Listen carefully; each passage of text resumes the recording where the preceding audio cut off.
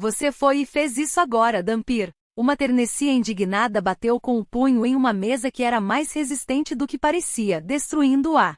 Como você ousa, como ousa, como ousa. Conteúdo patrocinado. Calma, Birkini disse a ela. Embora você pareça mais calmo do que quando estou tendo um ataque. De fato, Gubamon concordou. Mesmo se você uivar daqui, não pode ser ouvido em Talosheim. Ternessia estalou a língua em resposta às palavras despreocupadas de Birkini e Gubamon, mas não balançou o punho pela segunda vez, baixando-o suavemente. Então, o que estamos discutindo hoje? Vamos fazer uma reunião de revisão sobre a Guerra Perdida? Perguntou Tercia. Fazia cerca de um mês desde que o exército da expedição Undiade se aproximou de Balshebur e foi destruído. Os vampiros de raça pura que adoravam Iryu Shukaka, o deus maligno da vida alegre, estavam cercados por mesas idênticas. Claro, vamos fazer isso, mas também precisamos discutir como vamos matar o Dhampir neste ponto, respondeu Birkini. Temos que compartilhar informações, afinal, disse Gubamon. De fato, os vampiros foram derrotados.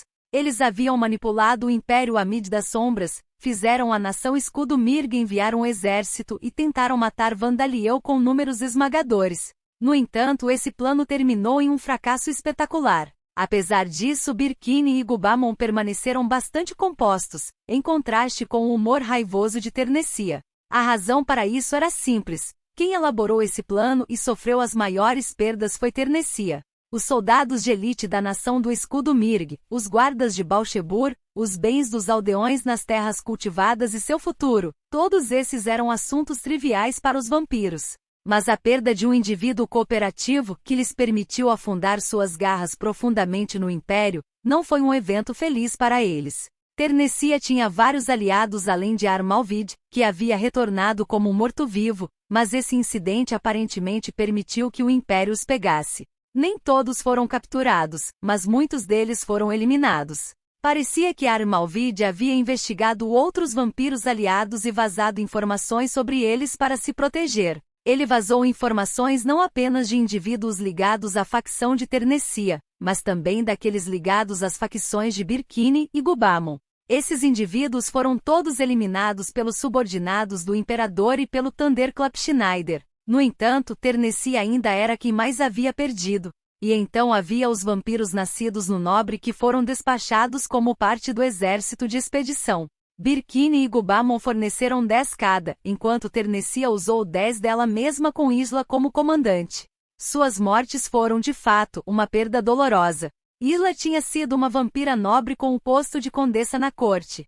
Como seu título de cão de Ternessia sugeria, ela tinha sido uma servidora leal que apoiou a facção de Ternessia por dezenas de milhares de anos. Ela não era insignificante entre os assessores próximos de Ternessia. Ela desempenhava funções importantes dentro da facção de Ternessia.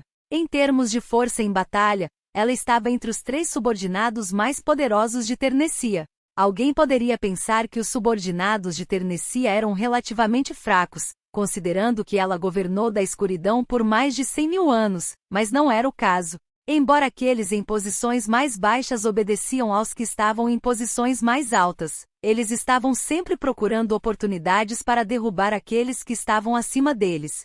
Os que estavam em posições mais altas pisoteavam os que estavam em posições mais baixas para que os que estavam abaixo deles não os ultrapassassem. Criar uma nova geração de indivíduos capazes em uma sociedade com tais valores exigiria um milagre. E como nenhum dos vampiros tinha uma vida útil limitada, as gerações mais velhas nunca seriam substituídas. Vampiros com status de líder ou barão não eram particularmente incomuns, mas aqueles com status de visconde e acima competiam entre si ferozmente, deixando muito poucos que sobreviveram por mais de vários séculos. Claro, muitos também perderam suas vidas para os temperamentos e ordens caprichosas e irracionais dos vampiros de raça pura. Em tal ambiente, um subordinado como Isla, que alcançou o status de condessa, era precioso. Era possível para os vampiros nascidos nobres aumentarem ainda mais seu ranking e se tornarem conhecidos como marqueses ou duques, mas na verdade seriam eliminados porque causavam problemas ao serem tão poderosos. De qualquer forma, não havia dúvida de que a facção de Ternessia havia perdido muito de seu poder. Gubamon gargalhou. Eu também tenho meus arrependimentos. Eu estava de olho naquele que foi chamado de a segunda vinda do herói, mas ele foi completamente destruído no campo de batalha e reduzido a cinzas. Eu não posso nem reivindicá-lo como morto-vivo. Embora Gubamon tenha dito isso, ninguém acreditava que ele estivesse realmente interessado em um herói falsamente criado como Riley. Ternessia olhou para ele, rangendo os dentes ruidosamente. O mais doloroso é que a informação foi escondida de nós, disse Birkini, interrompendo. Embora tenhamos aprendido uma coisa, o Dhampir, Vandaliel, é capaz de controlar mortos-vivos como nós. Como ele disse, eles obtiveram muito pouca informação, apesar das grandes perdas sofridas neste incidente. Não importa o quanto eles não quisessem admitir, o fato de que Vandaliel podia controlar os mortos-vivos estava claro pela maneira como o exército da expedição havia surgido como morto-vivo. No entanto, como Vandaliel estava criando mortos-vivos ainda não estava claro. Os puros que adoram vida estão cooperando com ele, disse Ternessia. Tenho certeza de que eles criaram uma nova técnica nos últimos 100.000 anos. Mas eu me pergunto, o número de mortos-vivos não é simplesmente muito grande? Perguntou Gubamon. Ouvi dizer que havia milhares deles saindo do túnel. Mesmo nós precisaríamos investir uma quantidade considerável de esforço para criar tantos mortos-vivos. Conteúdo patrocinado.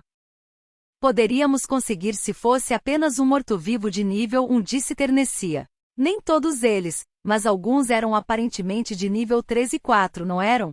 Mesmo se usássemos os cadáveres exatamente como eles eram e criássemos o morto-vivo a cada hora, levaríamos 1 ano para criar tantos. Birkini assentiu. Sim, isso é o que os soldados sobreviventes que estavam de vigia relataram. Meu Deus, que reviravolta inacreditável! Com isso, tentar os humanos provavelmente também será impossível. O mais problemático é que Isla e os outros vampiros não estavam entre os mortos-vivos, disse Gubamon.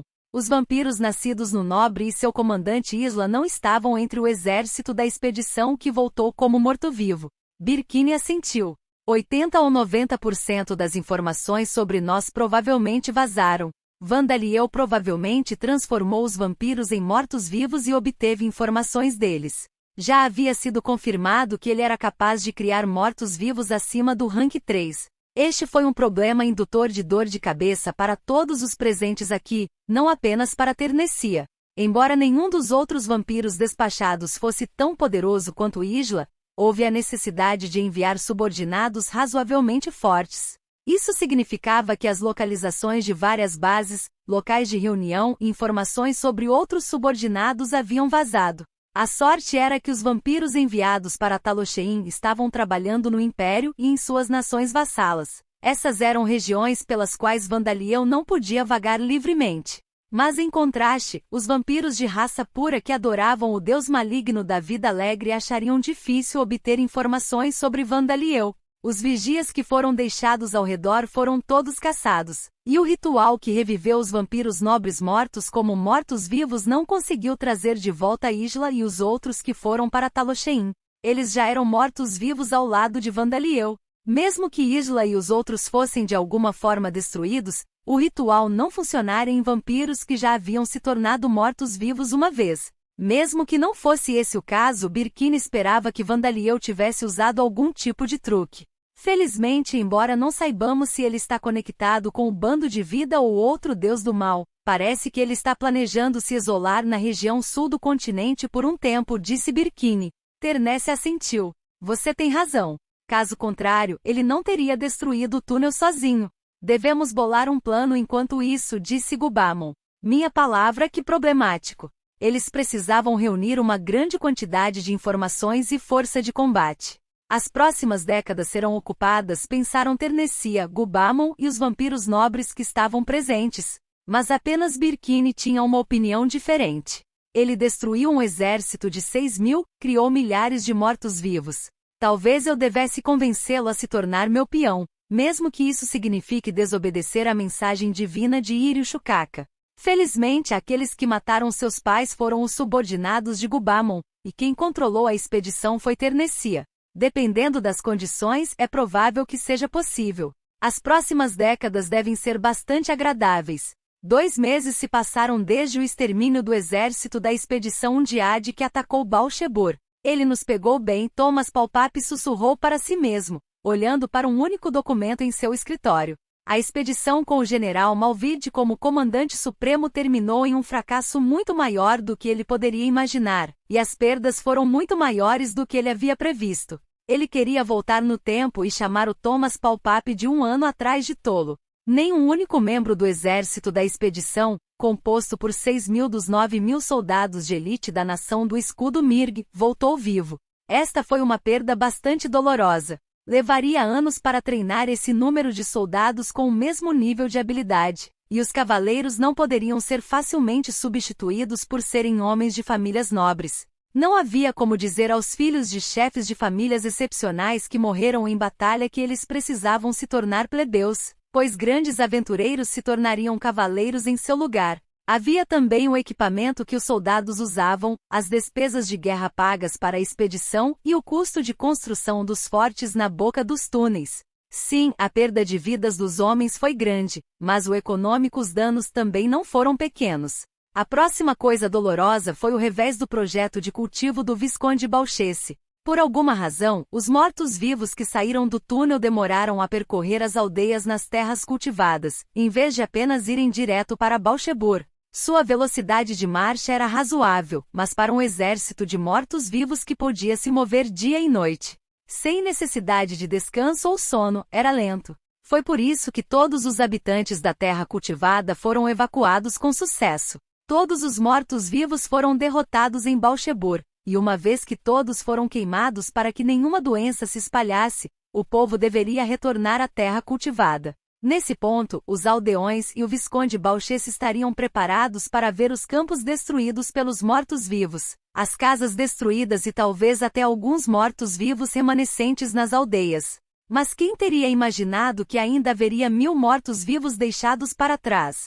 Por causa disso, soldados e aventureiros foram reunidos mais uma vez e organizados em uma força de extermínio para se livrar deles. Felizmente, o extermínio em si ocorreu sem problemas. Como alguns dos zumbis eram zumbis venenosos que expeliam veneno de suas bocas, o mago investigou a sujeira nos campos e a água nos canais de irrigação para verificar se eles estavam envenenados. Por alguma razão, toda a sujeira nos campos foi contaminada com veneno mortal, e os reservatórios de água e aquedutos também foram poluídos, tornando-os inutilizáveis.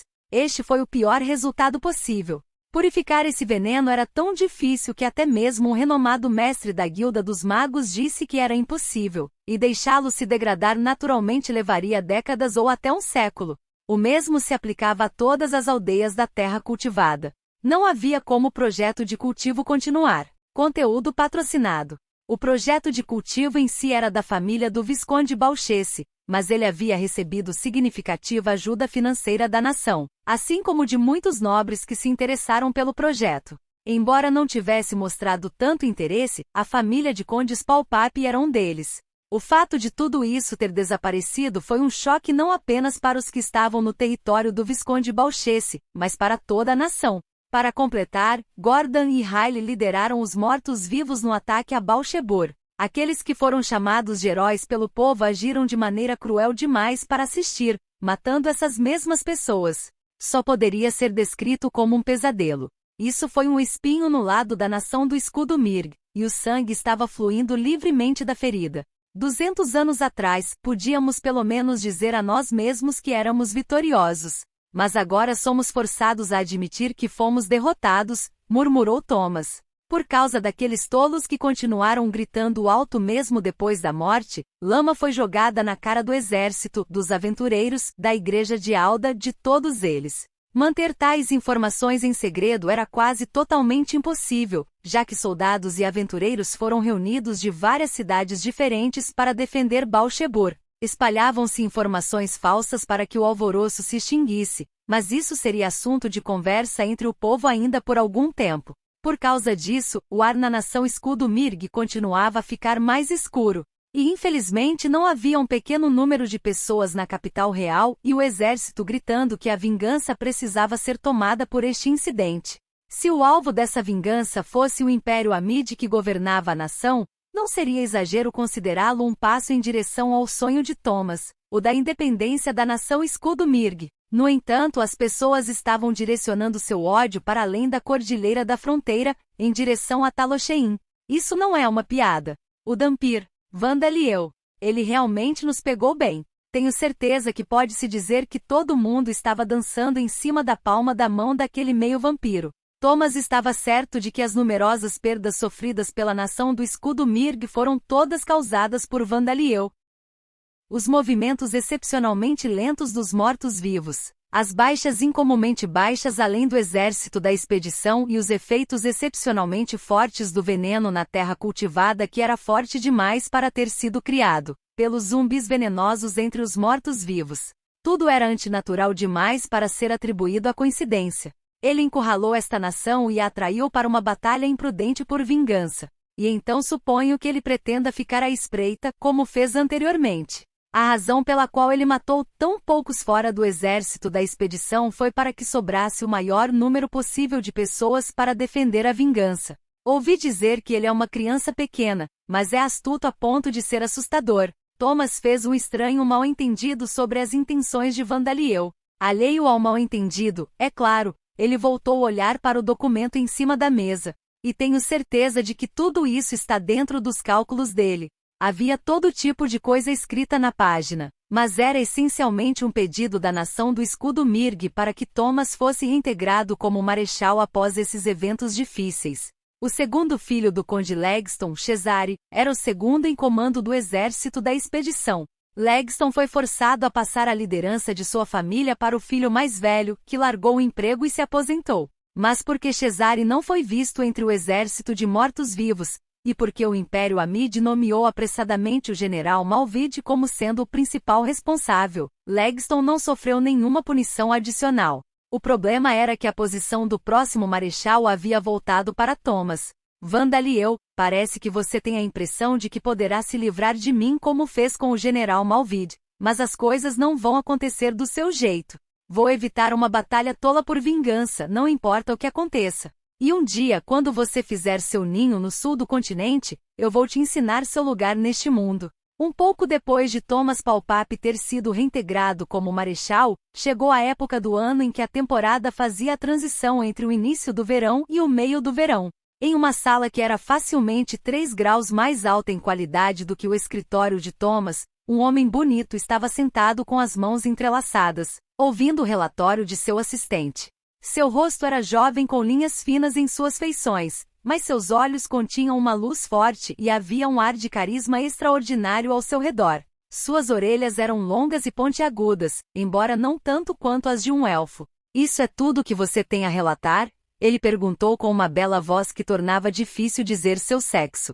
Sim, em meio ao imperador Marshuzar von Belvood, disse o homem que parecia ser do exército. De fato, esse jovem meio-elfo era Marshuzar, o atual imperador do Império Amid. Vandal e eu provavelmente ficaria surpreso se soubesse disso. Na maioria das obras de fantasia que ele tinha visto na Terra, os meio-elfos estavam sujeitos à discriminação e perseguição, mas na maior parte do mundo de Lambda, os meio-elfos não eram tratados dessa maneira. Neste mundo, humanos, elfos e anões eram camaradas que lutaram contra os exércitos do Rei Demônio ao lado dos campeões, e a Igreja de Alda rotulou essas 3 raças como raças de pessoas. Muitos registros escritos ainda permaneceram, detalhando como os campeões formaram verdadeiras amizades com numerosos elfos e anões. E quanto às raças para discriminar e perseguir, as raças criadas por vida forneceram muito no Império Amid. Claro, apesar disso, havia nobres que se opunham ao meio-elfo com uma longa vida no trono, e havia aqueles que acreditavam na superioridade humana. Mas Marshuzar silenciou sua oposição com sua capacidade absoluta e ascendeu ao trono. A reportagem que ouvi era sobre a expedição. Conteúdo patrocinado. Parece que cumprimos nosso primeiro objetivo de revelar e eliminar os traidores que se aliaram aos vampiros escondidos dentro do Império, mas esta é uma situação um tanto inesperada, comentou Marshuzar, tendo terminado de ouvir o relatório. Quando a expedição foi criada, Marshuzar já sabia que o general Langil Malvide era aliado dos vampiros. Enquanto a atenção dos vampiros estava focada na expedição proposta pelo general, ele reunia evidências e ordenava a seus ajudantes próximos que se livrassem dos traidores.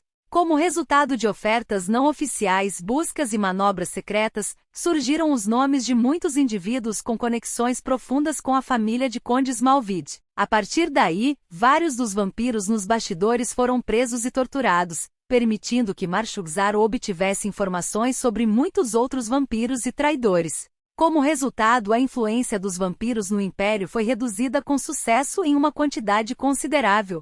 Isso era algo para ficar feliz, não era uma conquista que pudesse ser comemorada abertamente, já que notícias de que muitos nobres haviam se envolvido com vampiros não era uma informação que pudesse ser tornada pública, mas mesmo assim foi uma grande conquista. No entanto, você está se referindo a como o exército da expedição foi aniquilado, com a grande maioria deles se transformando em mortos-vivos e atacando a cidade. O revés do projeto de cultivo da nação do escudo Mirg e o súbito colapso do túnel na Cordilheira Bondar, perguntou outro ajudante. Claro, respondeu Marshugzaro.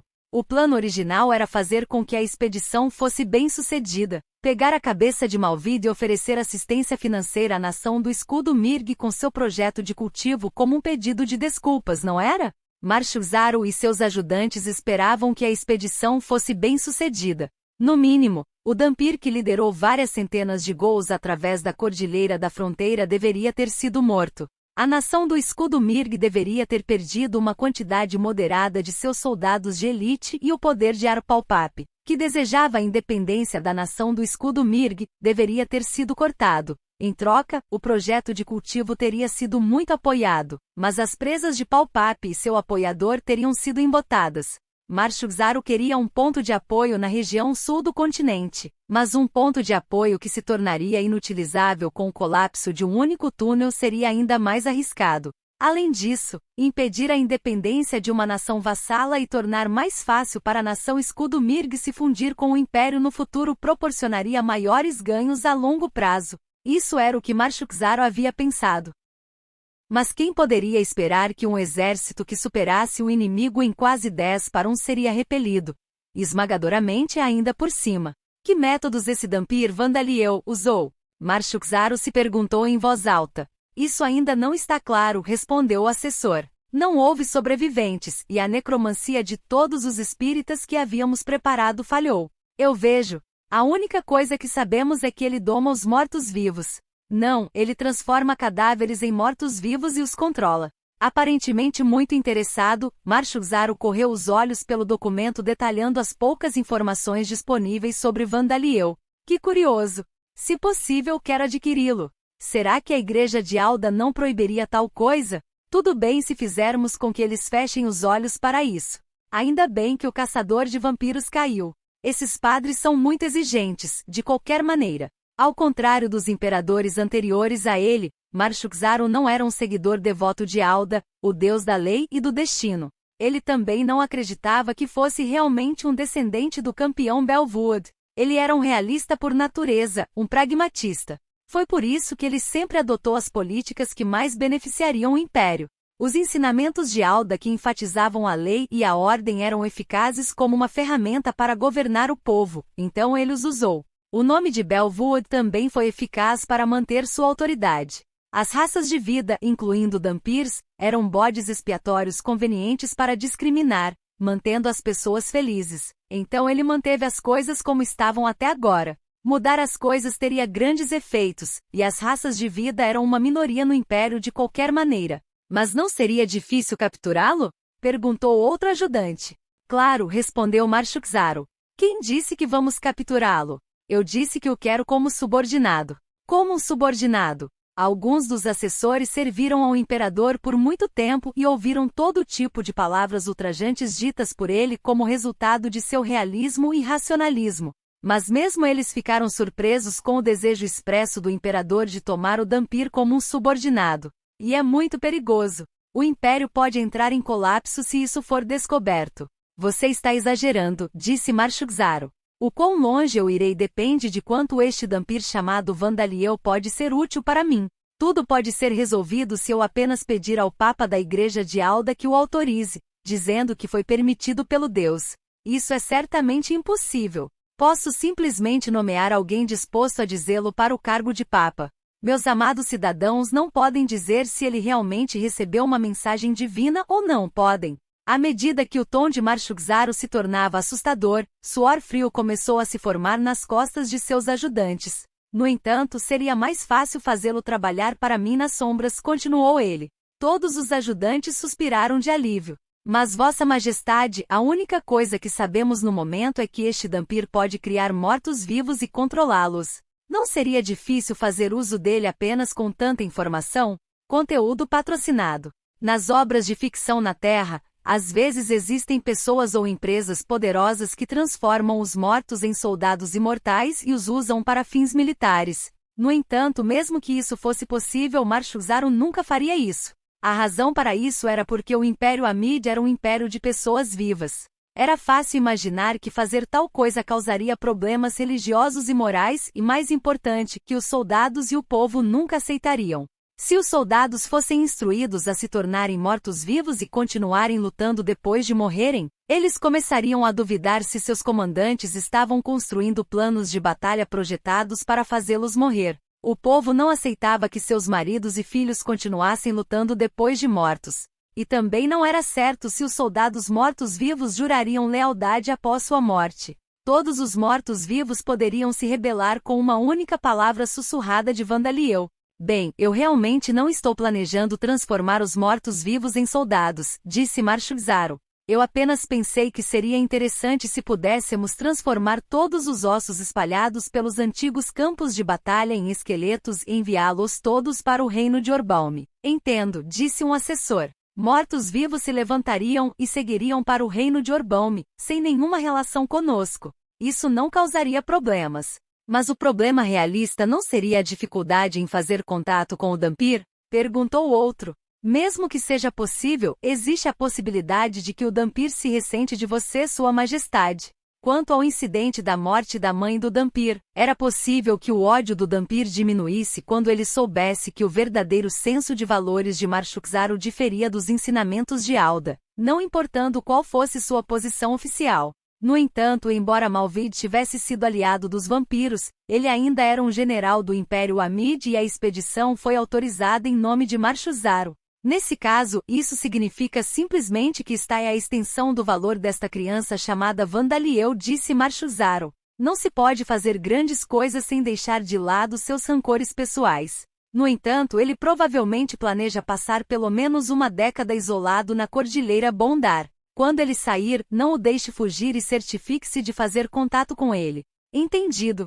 Vamos observar em segredo. Também, Marshugzaro voltou sua mente para outros assuntos. A família de Condes Malvid deve ser esmagada. Seu filho mais velho, que está sendo mantido em cativeiro, o faz cometer suicídio depois de deixar um bilhete dizendo que se arrepende de se aliar aos vampiros. Certamente. Há também um movimento dizendo que o Thunderclap Schneider deve ser chamado para investigar a região sul do continente. Ah, meu primo, hein? Marshugzaro suspirou ao se lembrar do rosto de seu primo com quem havia discutido sobre muitas coisas. Schneider era uma monstruosidade, mas era uma pessoa estranhamente conveniente. Enquanto ele fosse mantido vivo, aqueles que se opunham a Marshugzaro confiariam em Schneider e se reuniriam em torno dele, tornando-os mais visíveis. Mas enviar aquele homem para o sul do continente era muito perigoso. Schneider recusaria, provavelmente. Se ele aceitar o pedido, páreo. Mas não faça dele um inimigo, não importa o que aconteça, Marshugzaro advertiu seus assessores. Agora não é a hora. Como quiser. O que será feito sobre a nação Escudo Mirg? Marshugzaro pensou por um momento. Acho que precisamos dar a eles algo doce. Ele tinha ouvido falar que havia movimentos na nação do Escudo Mirg para travar uma guerra de vingança. Se a nação Escudo Mirg fizesse algo assim, perderia mais do que uma quantidade moderada de seu poder como nação. Eles precisavam receber algo doce o suficiente para dissolver seu desejo de vingança. Então, que tal construir um forte no território do Visconde Balchesse para vigiar a Cordilheira da Fronteira? Um assessor sugeriu. Também serviria para manter um olho no Dhampir que você está de olho, Sua Majestade. Claro, o Império financiaria sua construção. Entendo, é uma excelente ideia, disse Marshugzaro. Os corações partidos das pessoas considerariam o forte como mais do que uma defesa. Isso lhes permitiria recuperar a compostura. Isso diria às pessoas que o incidente não havia sido levado a sério e poderia até suavizar as opiniões das pessoas em relação ao Império.